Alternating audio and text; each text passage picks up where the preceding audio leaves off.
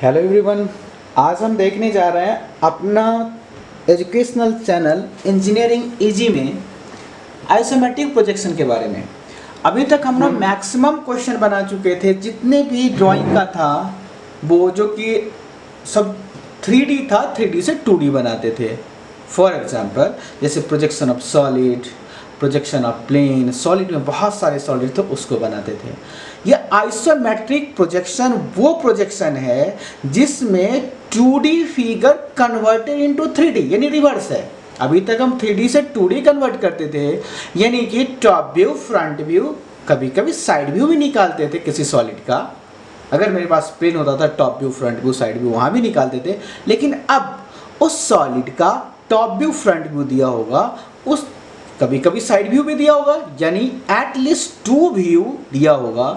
With the help of this 2 view और 3 view जो दिया होगा, 2 से कम नहीं होगा, 2 से कम पे बन नहीं सकता, जो दिया होगा उसके हेल्प से हम 3D बनाते हैं, यानी पिक्टोरियल व्यू बनाते हैं। Isometric projection is a type of pictorial projection, ऐसा बोल सकते हैं। अब कैसे करते हैं, देखिए एक रिफरेंस लिया हुआ, जैसे कि हम लोगों ने प्रोजेक्शन ऑफ सॉलिड में एक क्वेश्चन पढ़ा था।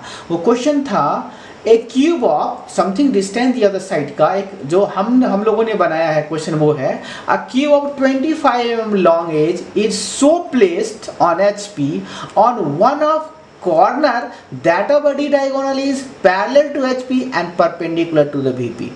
ड्रॉ इस प्रोजेक्शन, ये हमने क्वेश्चन बना था।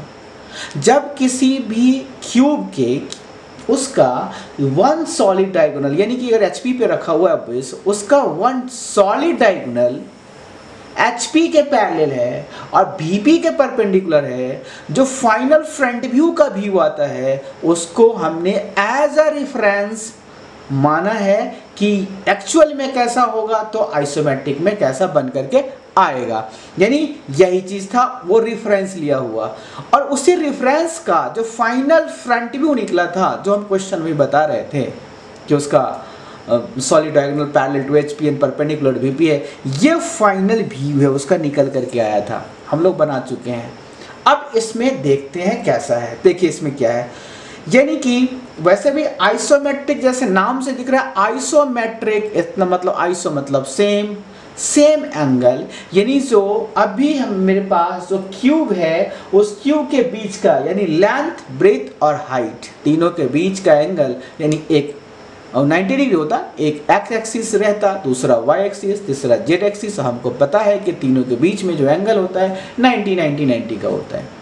अब वो 90 आइसोमेट्रिक में जाने के बाद क्या होता है, देखिए यही मैं मान रहा हूँ, ये उसका फाइनल, यानी ये उसका रिफरेंस है, इसी को हमने आइसोमेट्रिक व्यू माना, इसी के कंपेयर के लिए सब बनेगा। यानी this is the isometrical projection view of cube, but it be valid for all type of solid. यानी कि देखिए जो 90 एंगल था, अब यहाँ पे ये 90, यानी इसको हमने एक कोई सा मान लें, इसको अगर लेंथ मान लें, इसको ब्रेथ मान लें, इसको हाइट बना लें, इसका कॉर्नर ले लिया, एंड कॉर्नर, ये 120, 120, 120, यानी कि जहाँ 90 एंगल था कन्वर्ट होके 120 आ गया। यानी कि एक्चुअल केस में 90 एंगल है, ऑर्थोग्राफिक के प्रोजेक्शन के केस में तो जब आइसोमेट्रिक में जाकर के वह 120 एंगल बनेगा। यानी the angle between the axes in the isometric projection becomes 120 degree, किसके बगल में, जो ऑर्थोग्राफिक में 90 था। ऐसा ही है, 90 को 120 में बनाएंगे, ये दिया हुआ। तो अब ये इसको हमने यही रेफरेंस लिया हुआ है, तो जो एक्चुअल लेंथ था वो रिड्यूस होके ये आइसोमेट्रिक लेंथ आया है। एक्चुअल लेंथ था वो रिड्यूस होकर के आइसोमेट्रिक लेंथ आया है। अब बनाने के लिए देखिए एक्चुअल लेंथ क्या होगा, ऊपर में अगर स्क्वायर है, उसका कॉर्नर हमने लेकर रखा है, तो कॉर्नर अगर से स्क्वायर के जो साइड है उसकी एंगल कितनी होती, 45 डिग्री होता। ये 30 कन्वर्ट हो गया है, ये 30, दिस 30 और दिस ऑल्सो 30। तो अगर हम 45 का बना ले, इसी पे अगर 45 का एंगल ले लेते हैं तो एक्चुअल निकलेगा। जैसे हमने यहाँ पे ये ले लिया, ये दिया हुआ है, और 45 एंगल बना लिए, ये दिख रहा 45 का एंगल। इस 45 के एंगल पे एक्चुअल जो बना रहे हैं, ये एक्सिस है, इस एक्सिस को आप एक्सटेंड कर लें, मान लीजिए ये एक्सटेंड हुआ, और 45 ये 45 पे है, ये मिला। ऐसा ही केस इसके लिए भी होगा।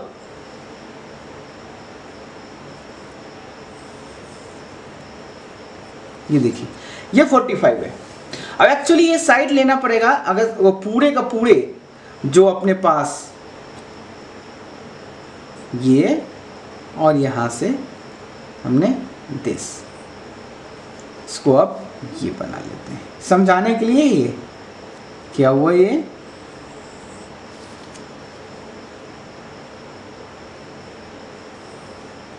देखिए, यानी जो दिस लेंथ एक्चुअल लेंथ है आइसोमेट्रिक में कन्वर्ट हो गया, क्योंकि बीच का एंगल 45, दिस एंगल भी 45, ये होल एंगल 45 होता है एक्चुअल केस में क्यूब का, और ये एंगल कितना है, दिस एंगल भी 30 डिग्री।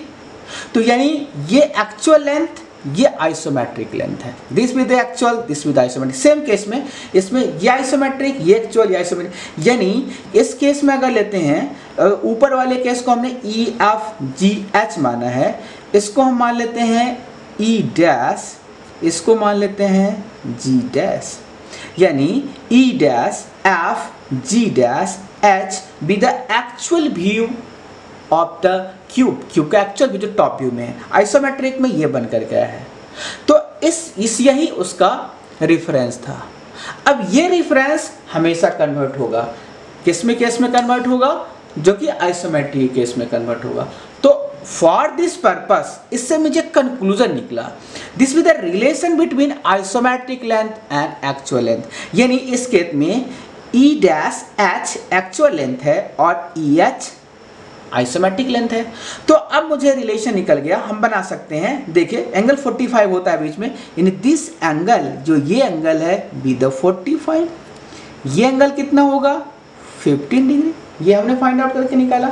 तो ये जो कंक्लूजन दे रहा है, इससे मुझे आइसोमेट्रिक स्केल बनाना पड़ेगा, यानी isometric scale must be drawn in the case of isometric projection. उसके मार्क्स होते हैं, मार्क्स बनता है पेपर में, यदि गलती से क्वेश्चन नहीं बने तो अगर हम बना लेते तो अपन बन करके आता है।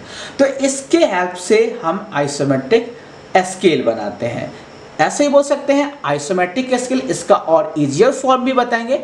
यानी इससे तो पहले relation between isometric length and actual length, दोनों के बीच में हम रिलेशन फाइंड आउट करते हैं कैसा है, दो लेकर के। अब देखिए 15 ये, यानी इसमें पूरे क्वेश्चन इस सेंटर को अगर ओ मान ले, ऊपर वाले पार्ट को, ये हो गया, और ये पूरे triangle E dash O H को हम बाहर निकालते हैं और इससे हम कंक्लूजन निकालते हैं। इसके हेल्प से मैं कोई सा डिस्टेंस भी ले सकते हैं। मान लो ये हमने डिस्टेंस लिया जिस विद द ओ एच, इस ट्रायंगल को बाहर कर रहा हूं, इसके परपेंडिकुलर ये है वन एंगल 30 का और दूसरा एंगल 45 का। इस पर रखते हैं 30 और 45 का एंगल फाइंड आउट करते हैं, 30 एंड 45, इसको मिला दें।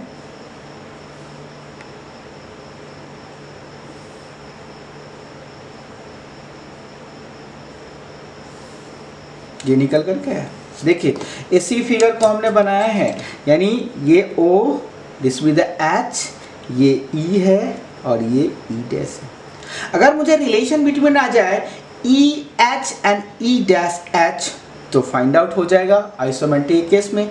एंगल, दिस एंगल भी 30 डिग्री और दिस होल एंगल भी 45 डिग्री है। तो अब हम इससे दोनों के बीच में रिलेशन निकाल लेते हैं और ये रिलेशन अपने को बनाने में यूज जाएगा आइसोमेट्रिक स्केल में, यानी where E H equal to isometric और E dash H.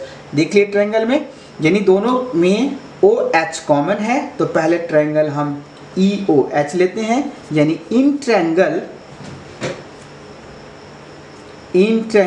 E O H cos 30 equal to OH by EH और OH equal to EH cos 30। Similarly triangle E dash OH में OH equal to E dash H cos 45। दोनों को इसको equation number first मांग लें, इसको second, दोनों को इक्वेट करें, equating equation number first and second with the help of we find out the relation between EH and E dash H। तो इसमें हम दोनों इक्वल करके EH equal to E dash H into 0.815 find out करते हैं। वैसे भी EH equal to निकालना हुआ यहाँ होगा EH equal to E dash H cos 45 by cos 30। यदि समझ में नहीं आ रहा तो इसको और हम ले सकते हैं एक लाइन में, यहाँ से बना सकते हैं EH equal to EH equal to, यानी इससे मुझे रिलेशन निकला कि isometric length equal to 0.815 into actual length, यानी isometric length always less than the actual length. कितने से? तो 0.815 टाइम्स लेस देन होगा एक्चुअल लेंथ के। अब इसके बाद हम जो टर्मिनोलॉजी यूज होता है वो टर्मिनोलॉजी देख, टर्मिनोलॉजी में आइसोमेट्रिक स्केल की बात करते हैं। जैसे आइसोमेट्रिक स्केल में हमने देखा था क्या था कि एक्चुअल लेंथ और आइसोमेट्रिक लेंथ के बीच में हमने रिलेशन फाइंड आउट करा और वो रिलेशन निकला था isometric length equal to 0.815 times actual length. कैसे बना था पता था? दोनों के बीच में वन एंगल कितना था? 15 डिग्री, 15 डिग्री और दूसरा 45।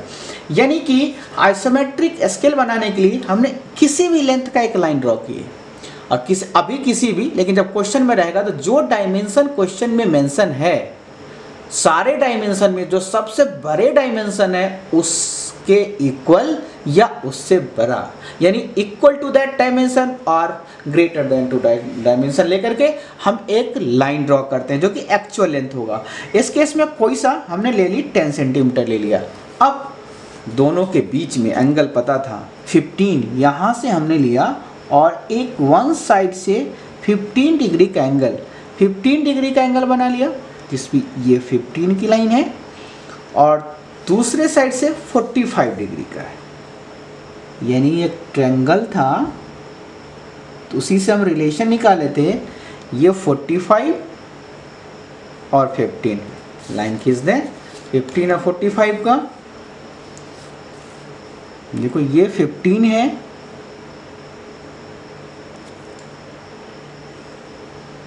ये 15 का और ये 45।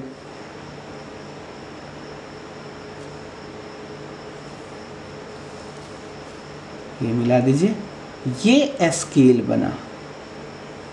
यानी इसको ले लेते हैं this with the AB be the actual length और AC be the isometric length. यानी AB अगर एक्चुअल लेंथ है तो उसका आइसोमेट्रिक ये होगा। ये एंगल कितनी था? 15 और ये एंगल कितनी? 45। बनाने तरीका, एक लाइन ड्रॉ करेंगे, वन साइड से 15 बनाएंगे, दूसरे साइड से 45 बनाएंगे, जो इंटरसेक्शन पॉइंट होगा उसको हमने C मान लिया। और इस केस में AB भी द एक्चुअल लेंथ लिख सकते हैं, AB एक्चुअल लेंथ है and AC equal to isometric. ठीक है, निकलेगा मेजर। क्वेश्चन में ऐसे ही बनाना है, हमने तो एक रिलेशन बनाया था चेक करने के लिए, लेकिन इसमें जो फाइंड आउट होगा इसी के अकॉर्डिंग से।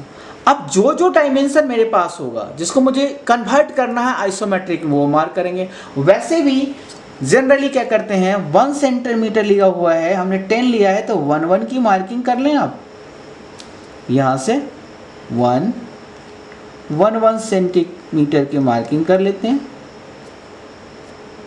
या बन गया, ये हो गया 1 2 3 4 5 6 7 8 9 10, हमने 10 सेंटीमीटर ली थी। अब line parallel to BC and passing through 9 8 7 6, सबसे पास करता हुआ इसके पहले, यानी पैरेलल टू दिस, रोलर आपके पास होगा, ड्राफ्टर होगा, इसके पहले लाइन ड्रॉ कर लेते हैं सारे पॉइंट से।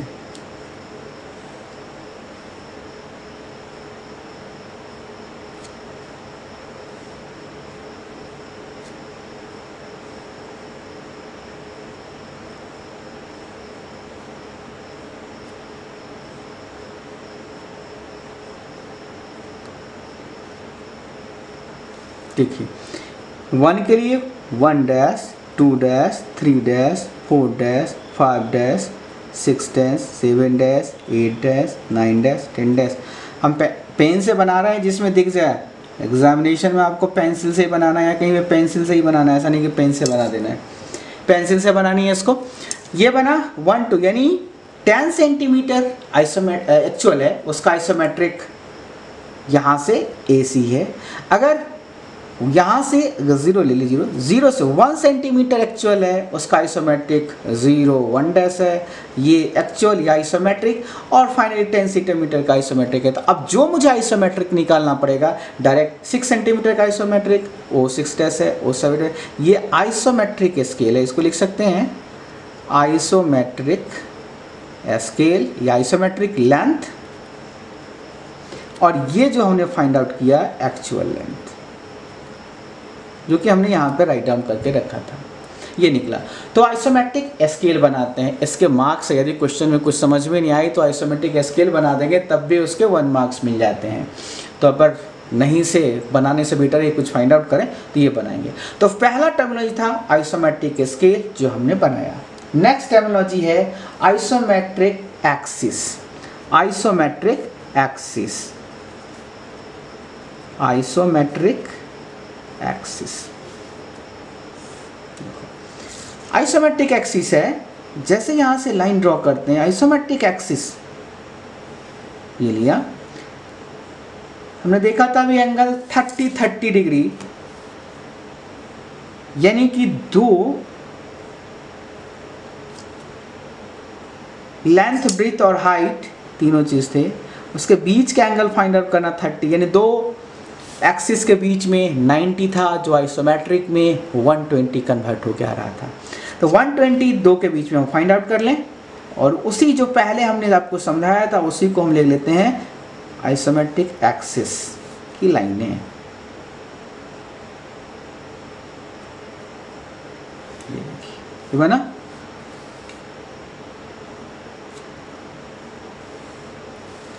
इसको लेंथ मान लेते हैं, इसको ब्रेथ मान लेते हैं, इसको हाइट मान लेते हैं, इसको भी लेंथ मान सकते हैं, इसको ब्रेथ, हाइट तो ऊपर ही रहेगा। यानी this we call isometric axis, length का एक्सिस, ब्रेथ एंड हाइट। ये लेंथ हो सकता है तो ये ब्रेथ होगा, इसमें कोई कंफ्यूजन नहीं है, एक लेंथ दूसरा लेकिन हाइट होगा। This we call isometric axis, या आइसोमेट्रिक एक्सिस है, ठीक है। अब इसी के बाद होता है इसको कॉल आइसोमेट्रिक एक्सिस, लिख लेते हैं यहाँ पे आइसोमेट्रिक एक्सिस, ये भी एक्सिस, ये भी एक्सिस है। अब आइसोमेट्रिक लाइन होता है, यानी those lines which are parallel to the isometric axis is called isometric line. वो सारे लाइन्स जो आइसोमेट्रिक एक्सिस के पैरेलल होगा आइसोमेट्रिक लाइन कहलाएगा। जैसे इसके ये जो लेंथ है, लेंथ वाले को लेंथ के अकॉर्डिंग टू हम लाइन ले लें, इसके पैरेलल, या आइसोमेट्रिक लाइन कहलाएगा। इसके पैरेलल अगर ले लें हाइट से तो आइसोमेट्रिक लाइन ये कहलाएगा। इसके पैरेलल अगर लेते हैं तो आइसोमेट्रिक, यानी पैरेलल किसी एक के पैरेलल है, this we call isometric line. Isometric line, ये भी आइसोमेट्रिक लाइन है, ये भी आइसोमेट्रिक लाइन है। तो आइसोमेट्रिक लाइन समझे, आइसोमेट्रिक एक्सिस हमने समझ लिया। अब आइसोमेट्रिक प्लेन क्या होता है, यानी कि those planes which are bounded by isometric axis और isometric line is called isometric plane. वे सारे प्लेन्स जो आइसोमेट्रिक एक्सिस और आइसोमेट्रिक लाइन से बाउंडेड है आइसोमेट्रिक प्लेन कहलाएंगे। जैसे कि इसको हम बाउंड कर देते हैं, ये एच यानी कि हाइट के पैरेलल, ये एक लाइन लेते हैं आइसोमेट्रिक से, ये देखिए ये लेंथ के पैरेलल और ये लेंथ के पैरेलल, यानी जो ये बनकर गया this we call isometric plane कहलाएगा। इसमें एक एक्सिस 1 2 3 आइसोमेट्रिक लाइन और एक 1 एक्सिस इन्वॉल्व है। अगर इस पे मुझे बनानी है तो इसको हम बना सकते हैं, इसके कॉरस्पॉन्डिंग वर्टिकल ले लें, देखो आप ये ले लिया, this we also called isometric plane, यानी एक्सिस या आइसोमेट्रिक लाइन से जो बनकर रहेगा इसको हम आइसोमेट्रिक प्लेन बोल सकते हैं। ये भी आइसोमेट्रिक, ये भी आइसोमेट्रिक प्लेन है।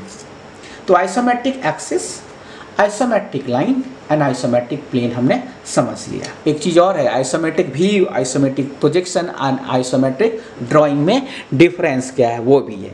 तो देख लेते हैं। देखिए 3 निकालिए, यदि आपको क्वेश्चन में आना है isometric, isometric view, isometric drawing and isometric projection, ये 3 कभी निकालने के लिए आइसोमेट्रिक व्यू, कभी आइसोमेट्रिक ड्राइंग, कभी आइसोमेट्रिक प्रोजेक्शन। तो अगर आइसोमेट्रिक व्यू और आइसोमेट्रिक ड्राइंग निकालने के लिए आए तो एक्चुअल लेंथ लेंगे, यानी इसमें आइसोमेट्रिक लेंथ नहीं लेंगे। और अगर आइसोमेट्रिक प्रोजेक्शन हमें फाइंड आउट करना होगा तो इसमें आइसोमेट्रिक लेंथ लेंगे, आइसोमेट्रिक लेंथ लेंगे। यानी आइसोमेट्रिक व्यू और ड्राइंग में नहीं भी स्केल बनाएंगे तो कोई अंतर नहीं, क्योंकि वही लेंथ लेना है। लेकिन आइसोमेट्रिक प्रोजेक्शन में कंपलसरी है अपने को आइसोमेट्रिक स्केल बनाना। कभी कभी क्वेश्चन में ऐसा रहता है, समझ में नहीं आता कि क्या बनानी है, तो स्केल तो बना देंगे, क्योंकि एक्स्ट्रा बनाने में कभी मार्क्स नहीं करते हैं, कम बनाने का मार्क्स करते हैं। तो अपने पास पहले पढ़ेंगे आइसोमेट्रिक व्यू या drawing. View drawing actual length लेंगे, यानी 5 सेंटीमीटर का अगर लेंथ का, अगर बेस लेंथ का अगर स्क्वायर है तो 5। यदि आइसोमेट्रिक प्रोजेक्शन है तो this will first convert into isometric length, isometric scale बना करके उसको हम फाइंड आउट करेंगे। ठीक है, तो ये था टर्मिनोलॉजी। अब हम क्वेश्चन एक एक करके देखते हैं। जो सबसे आसान होगा, पहले आइसोमेट्रिक ड्राइंग और व्यू और प्रोजेक्शन, तीनों में से कोई सा हम स्क्वायर का निकालते हैं वो देखते हैं कैसे निकालते हैं इसको। अब नेक्स्ट लेक्चर में हम देखते हैं। Thank you.